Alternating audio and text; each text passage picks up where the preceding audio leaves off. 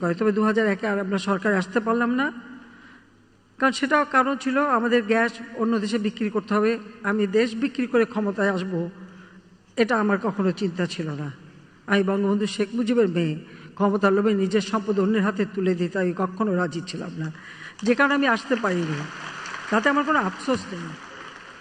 যাই হোক, এরপর 8 বছর পরে আবার সরকারে আসি, যেখানে দেশকে খাদ্যের স্বয়ংসম্পূর্ণ করে রেখে গিয়েছিলাম, যেখানে মানুষের কর্মসংস্থান সৃষ্টি করেছিলাম, চিকিৎসা সেবা মানুষের দোরগোড়ায় পৌঁছে দেওয়ার জন্য কমিউনিটি ক্লিনিক করে দিয়েছিলাম, সেখানেও অনেকের কর্মসংস্থান হতো।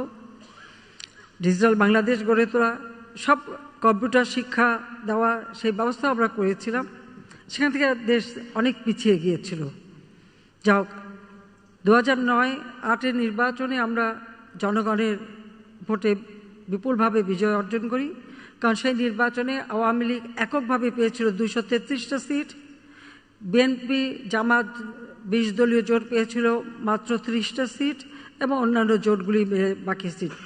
এইভাবে আমরা সরকার গঠন করার পর থেকে আবার আমরা উদ্যোগ নিই যে কীভাবে আমাদের দেশকে আরও উন্নত করা যায়, এবং আমাদের পরিকল্পনা, আমরা যখন বিরোধী দলে থাকি তখনই আমাদের কর্মপরিকল্পনা আমরা প্রণয়ন করি, যে আমাদের অর্থনৈতিক নীতিমালা প্রণয়ন করি, এবং তা আমরা বাস্তবায়ন শুরু করি। এবং আমরা স্বল্পমেয়াদী, আশু করণীয়, স্বল্পমেয়াদী, মধ্যমেয়াদী, দীর্ঘমেয়াদী পরিকল্পনা হাতে নিয়ে সেই পরিকল্পনা বাস্তবায়ন শুরু করি।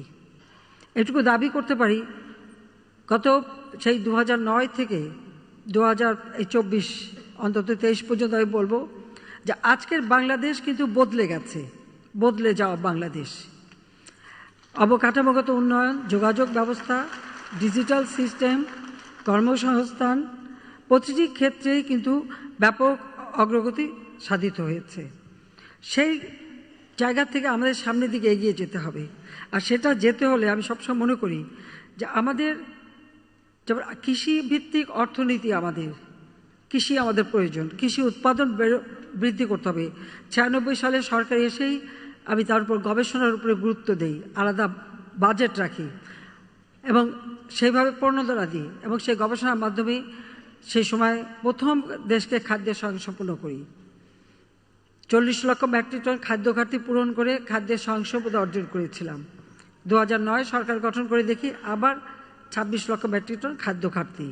এখানে নীতির ব্যাপারে কিন্তু একটা প্রশ্ন রয়েছে, কারণ যেই দিন আমি পার্লামেন্টে ঘোষণা দিয়েছিলাম যে আজকে থেকে বাংলাদেশ খাদ্যের স্বয়ংসম্পূর্ণ, তখন বিএনপি বিরোধী দলে খালেদা জিয়া বসেছিলেন, তার সাবেক অর্থমন্ত্রী সাইফুর রহমান সাহেব উঠে দাঁড়িয়ে বললেন, স্বয়ংসম্পূর্ণ হওয়া ভালো না, খাদ্যের স্বয়ংসম্পূর্ণ হলে খাদ্য সাহায্য পাওয়া যাবে না।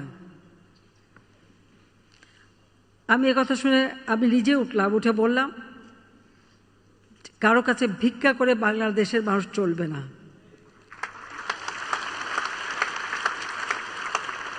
জাতির পিতা বঙ্গবন্ধু শেখ মুজিব বলেছেন, ভিক্ষুক জাতির কোনো ইজ্জত থাকে না, আমরা সম্মান নিয়ে চলতে চাই।